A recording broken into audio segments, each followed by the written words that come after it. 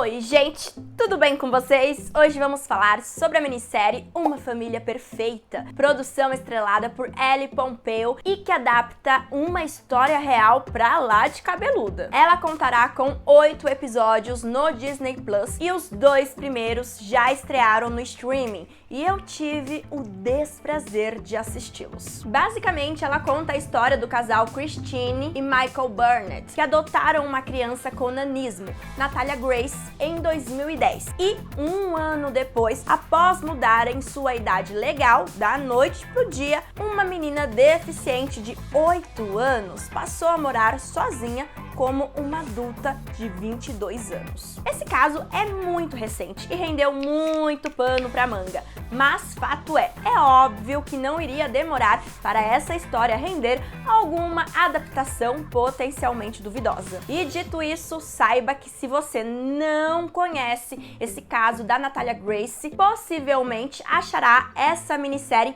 patética. E se caso você já está familiarizado com essa história, com toda certeza achará essa minissérie criminosa. E se você quer uma opinião sincera sobre Uma Família Perfeita, saiba que nesse vídeo aqui eu faço uma análise desses 2 episódios e também te deixo a par do caso da Natalia Grace, explicando o porquê dessa produção ser uma grande perda de tempo. Mas antes, eu vou tirar apenas 30 segundinhos desse vídeo para te lembrar da importância do engajamento aqui no canal, porque são recursos muito importantes, tanto para o YouTube entender se esse vídeo vale ou não a pena ser entregue para novos públicos, quanto também para mim, como criadora de conteúdo, compreender se vocês estão gostando dos formatos dos vídeos que eu trago por aqui. Então, se você gosta dos meus vídeos e me assiste com frequência, não esquece! É muito importante deixar sempre o seu like e o seu comentário sempre que possível. E eu também quero deixar aqui os meus sinceros agradecimentos para quem engaja muito aqui no canal. Eu comecei a perceber que muitos vídeos meus estão sendo acessados a partir do WhatsApp. E eu acho chique demais saber que vocês estão compartilhando os meus vídeos para seus conhecidos. Dito tudo isso, agora sim, bora papear em detalhes sobre a história da Natalia Grace e também sobre Uma Família Perfeita. Bem, pessoal, para esse vídeo ter um storytelling funcional, eu vou primeiro falar sobre a disputa entre os Barnetts versus Natalia Grace e posteriormente eu adentro na narrativa da série. E é muito importante vocês compreenderem esse caso, porque a partir disso vão compreender por que essa adaptação do Disney Plus é tão decepcionante. Natalia Grace nasceu na Ucrânia em 4 de setembro de 2003. Ela tem nanismo e, aos 7 anos, foi adotada por Christine e Michael Burnett, um casal que vivia em Indiana, nos Estados Unidos. Na época da adoção dela, o casal já tinha 3 filhos, sendo um deles um adolescente com autismo e superdotação. O menino era, na verdade, ainda é um super gênio que ingressou na faculdade ainda criança com apenas 11 anos. E reportagens daquela época o chamavam de futuro ganhador do prêmio Nobel. O casal ouviu dos médicos quando ele era bem pequenininho diagnósticos extremamente pessimistas, mas a família conseguiu reverter a situação e aos poucos ele foi se tornando uma microcelebridade local. Porém, a ascensão dele aconteceu simultaneamente à da mãe dele, a Christine, dado que ela adotou uma narrativa de salvadora da criança prodígio que foi desacreditada por ter autismo. Eis que o casal Barnett aparentemente tinha um relacionamento estável e decidiram que queriam aumentar a família. E para encurtar a história, um belo dia, uma agência de adoção entrou em contato informando da possibilidade deles adotarem a Natalia e explicaram a condição dela. Ela não era apenas uma criança estrangeira com deficiência, ela também era uma criança que passou por uma rejeição literalmente, viu, gente? Ela foi devolvida pela última família que adotou ela. O casal alega ter ficado muito tocado com o passado dela e encantados também pela pequena menininha que conheceram. Parecia ser um encontro de almas perfeito. Um casal que ainda não tinha uma filhinha menina para mimar, iria poder finalmente ter uma. E ainda por cima na idade do filho caçula deles. Então, essas duas crianças poderiam crescer como melhores amigos. Fora que essa também seria uma oportunidade de ouro para a Natália, já que a Christine, tal como lutou pelo seu filho mais velho, o Jacob, iria com certeza mover céus e montanhas pela filha deficiente. Vale mencionar que a Natália, por conta do nanismo, tem muita dificuldade para andar e sente muitas dores até os dias de hoje. Então, naquela época, ficou claro que a família precisaria arcar com esses tratamentos dela. Spoiler do futuro. Não trataram. No entanto, rapidamente houve uma virada 360 nessa história. Quando o casal Barnett conseguiu na justiça o direito de ajustar a idade legal da Natalia Grace. Da noite pro dia, ela deixou de ser uma menina de 8 anos e passou a ter 22 anos. Dado que o casal relatou que desde que a Natália chegou na vida deles, rapidamente tudo se tornou um grande caos. Ela começou a ameaçar os membros daquela família com faca, falando que iria matá-los. Aparentemente, a deficiência dela não impedia ela também de ser agressiva contra até mesmo um adulto muito maior que ela. Ela menstruava e tinha pelos pubianos. Visivelmente também, ela tinha alguns comportamentos sexuais muito inapropriados para uma criança. Logo, a família concluiu que, na verdade, não se tratava de uma criança com nanismo, e sim de uma mulher adulta se passando por uma criança. Um golpe e tanto. Sim, você não ouviu errado. Esse é o plot e também o plot twist do filme A Orphan, de 2009. E visivelmente o casal Barnett se inspirou nessa narrativa para se livrar da Natália. Eles conseguiram laudos médicos comprovando que a menina possivelmente era mais velha do que alegava. E conseguiram mudar legalmente a idade dela. Com isso, nos documentos dela não constava mais 2003 como o ano de seu nascimento, e sim 1989. Apenas isso. E vocês acham que parou por aí?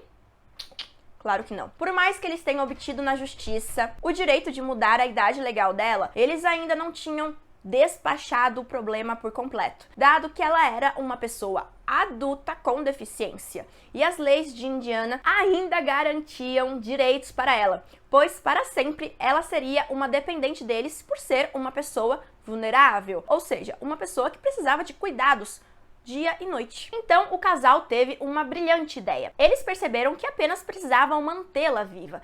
Não precisavam maturar ela. Por isso, arrumaram para ela um muquifo numa região periférica da cidade e deixaram ela por lá. Incrível, não acham? E detalhe, eles se mudaram para o Canadá. Parou por aí, gente?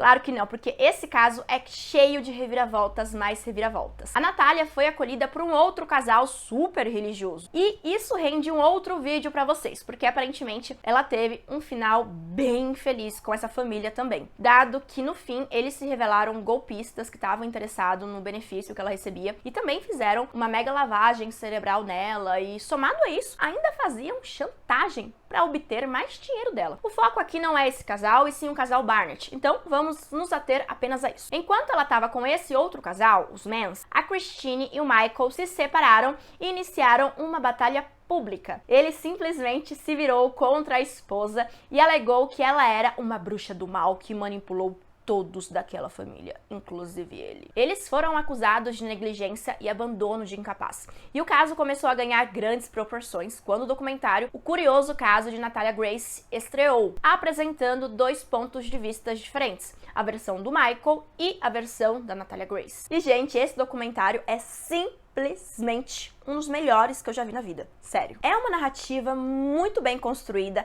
traz comentaristas muito experientes. E o que falar do Michael, gente? O que falar desse homem? Ele seria apenas o melhor personagem de The Office, se ele fosse um personagem de The Office. Sério, que personagem, que figura! Não tem como definir esse homem sem ser dessa forma, gente. Sério, é hilário. Ao mesmo tempo que é completamente revoltante ouvir ele falando, porque ele mente na cara dura. É muito engraçado, porque ele conta situações perturbadoras de forma hilária e com um vitimismo que só por Deus. Que pessoa detestável e também muito única. Aliás, se você busca uma boa produção para compreender de verdade essa história, eu te recomendo esse documentário que está disponível no Max, O Curioso Caso de Natalia Grace. Tem 3 temporadas e eu te garanto que vale muito a pena o tempo investido nele. Eu fiquei completamente obcecada por essa história. São tantas camadas, tantas reviravoltas e personagens importantes que o tempo todo você fica incrédulo e se pergunta como que pode uma história dessas ser um roteiro tão pronto e perfeito para uma ficção. Uma Família Perfeita é a curiosidade que nunca deveríamos ter sanado, porque simplesmente, quando adaptada essa história para a ficção, escolheram a pior narrativa possível para abordar o caso da Natalia Grace. Assim, vamos destrinchar primeiramente as alegações do casal, porque a partir delas vocês vão entender o quão criminosa é a narrativa da minissérie do Disney Plus. Eles falaram que ela ameaçava eles com uma faca e era agressiva, apesar da deficiência dela. Só que assim, gente, pelo amor de Deus, quem vê essa menina no documentário não tem dúvidas que ela tem movimentos físicos muito comprometidos e dificilmente conseguiria realmente agredir um adulto com sucesso sem que ele pudesse se defender com certa facilidade. Fora que assim, é uma criança que sofreu múltiplas rejeições ao longo da vida, e não justificando qualquer comportamento agressivo dela ou ameaçador, mas ela precisava de muito amor e pessoas que tivessem a paciência de ensiná-la o que é o amor, coisa que ela não recebeu naquela casa, muito pelo contrário. Para vocês terem ideia, a Christine chegou a ajeitar um encontro para ela entre um homem adulto, um velho com nanismo, e uma criança.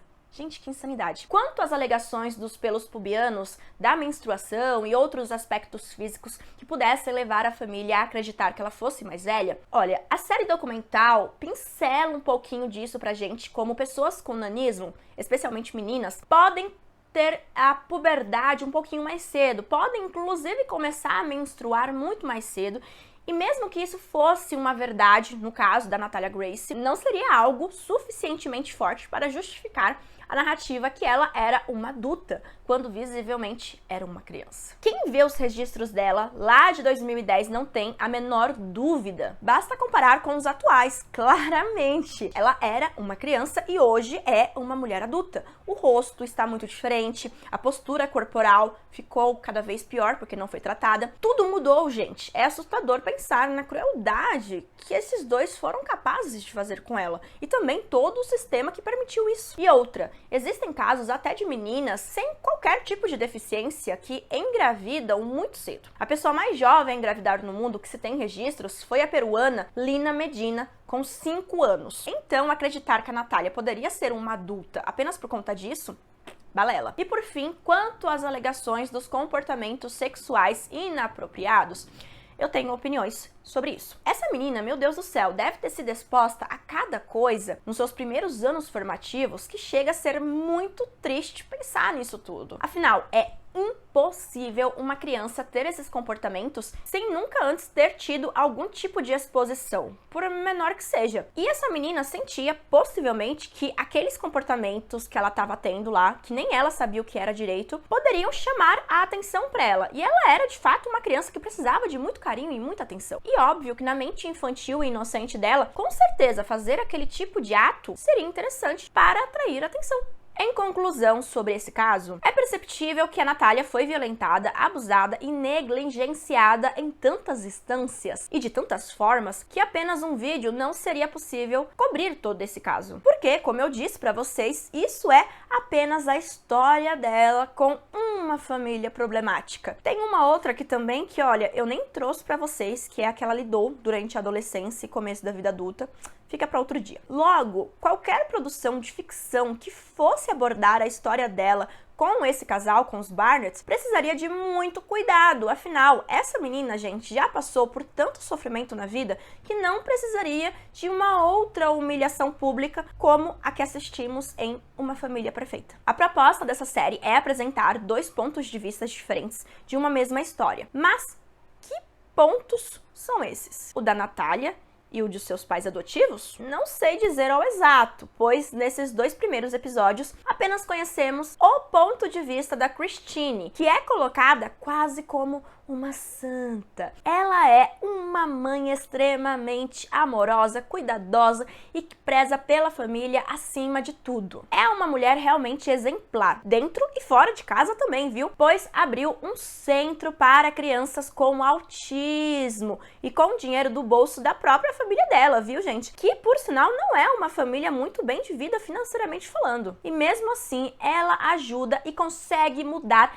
centenas de vidas, centenas de crianças autistas passam por esse centro e têm a vida melhorada de uma forma, assim, extraordinária. O que é uma equipe multidisciplinar na vida de uma criança autista perto dessa mulher? Por que choras?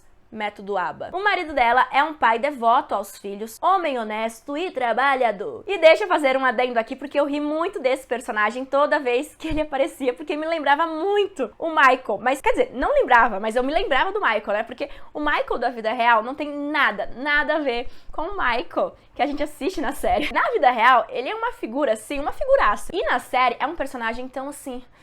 paz e amor. Bem, ele e a esposa na série estavam tentando adotar uma outra menina, deu errado, e por conta disso, né, como deu errado esse processo de adoção, o sujeito só faltou entrar em depressão. O casamento dele estava quase arruinado e eles já estavam separados de corpos. Pois bem, a Natalia Grace nessa minissérie é retratada de que maneira? Olha, esses 2 primeiros episódios ela é retratada como uma grande mini vilã. Sério, parece uma reencarnação do mal, super manipuladora e agressiva. É apenas uma releitura ainda mais exagerada de A Órfã. Pra piorar, não pegaram uma atriz mirim com nanismo, e sim uma atriz adulta com nanismo que em nada se parece com a Natália primeiramente. Porque a deficiência da Natália compromete a postura dela e o andar também dela de forma muito severo. Já a personagem aqui da série tem uma certa dificuldade para andar, mas nada perto das limitações que a Natália enfrentou de verdade na vida. Sem contar que a atriz tem mais de 25 anos de idade. Então assim, gente, não dá pra falar que ela é uma criança. Tá igualzinha a atriz lá no filme A Órfã 2, quando tentaram vender a ideia que ela ainda era uma criança. No episódio 2, até dá pra ver que o Michael vai apresentar o ponto de vista dele acerca dessa história, mas o episódio em si não avança muito nesse sentido. Logo, eu me questiono, será que somente irão trabalhar a visão desses eventos a partir da perspectiva da Christine e do Michael? Lembrando que ele foi o único que vendeu os direitos para essa série. Porque se for isso, eu não tenho o menor receio de afirmar que essa série é criminosa, pois trata de sensacionalizar um caso real seríssimo, mais uma vez imputando culpa na grande vítima da situação. Mesmo que nos episódios seguintes a história decidisse apresentar a visão dos eventos a partir da perspectiva da Natália, responsabilizando a família, ainda assim, isso seria altamente tendencioso, pois iria abrir margem para deixar a critério do público decidir o que é ou não verdade nesse caso. O que nos leva ao meu ponto anterior, uma decisão criminosa, porque, mais uma vez, leva a Natália à posição de réu na opinião pública. A série é realmente bem deprimente como um todo, e isso se sobressai nos diálogos, que são completamente exagerados e forçados. Por exemplo, a moça responsável por gerenciar a adoção da Natália chega a soar cômica, de tão absurda que são as falas dela. Tá tão na cara que ela tá tentando passar a perna no casal, que é tão puro e bem intencionado que chega a ofender a capacidade crítica de quem assiste. Já a inocência do pai em relação aos atos de manipulação da Natália é detestável de assistir, pois tornam o Michael uma grande vítima de tudo aquilo, quando na verdade de vítima ele não tem nada. E a Christine, então, minha gente, um anjo na terra que respira toda a maldade do mundo e exala apenas bondade. É a clássica história da esposa sensata que é tratada como louca pela própria família por ser a única que realmente enxerga os perigos reais que a família está exposta. E mesmo que os atores tenham tentado fazer um bom trabalho em cena, foi impossível não deixar aqueles personagens caricatos. Ah, e antes que eu me esqueça, a trilha sonora certamente foi escolhida pelo ChatGPT e de uma forma bem aleatória. Infelizmente, Uma Família Perfeita traz a infeliz escolha de abordar de forma sensacionalista uma história tão cruel de abusos contra uma criança com deficiência. Ela é um grande desserviço, não só pensando na história real, mas também no quesito como afetará possíveis pessoas na vida real que pretendam adotar. Ainda mais sabendo que ela é baseada numa história real, eu imagino quantas pessoas irão se questionar se vale ou não realmente dar sorte ao azar ao adotar uma criança maiorzinha que pode se revelar uma grande fraude, como um adulto com nanismo. E detalhe, eu disse pra vocês que a Christine bolou o plano dela para se livrar da Natália depois de assistir a Órfã. Então vai me falar aí que a ficção não pode inspirar a realidade. Mesmo que em algum momento uma família perfeita consiga mostrar a versão da Natália e desmascarar o casal como dois criminosos, ainda assim, o estrago já foi feito. Dificilmente eu pretendo assistir os episódios restantes da série, mas se porventura esse vídeo alcançar um número bom de views e engajamento, quem sabe eu me arrisco a fazer a cobertura semanal dessa bomba. Mas por hora é isso que eu tinha pra falar, apenas tudo isso. E Jesus, hein? Vai dar um trabalho danado editar esse vídeo. Tô perdida. Detalhe que já é a segunda vez que eu gravo ele, porque da primeira vez que eu gravei, a imagem saiu muito ruim. E o som também. Não sei porquê. Que raiva. Então, ó, me conta aqui nos comentários o que você acha desse caso macabro, se já conhecia ele ou não. E também o que você achou dessa série, caso tenha assistido. E eu te agradeço por ter assistido o vídeo até agora. Não esquece o like, se inscreve no canal e a gente se vê em outra oportunidade. Beijinhos e tchau, tchau!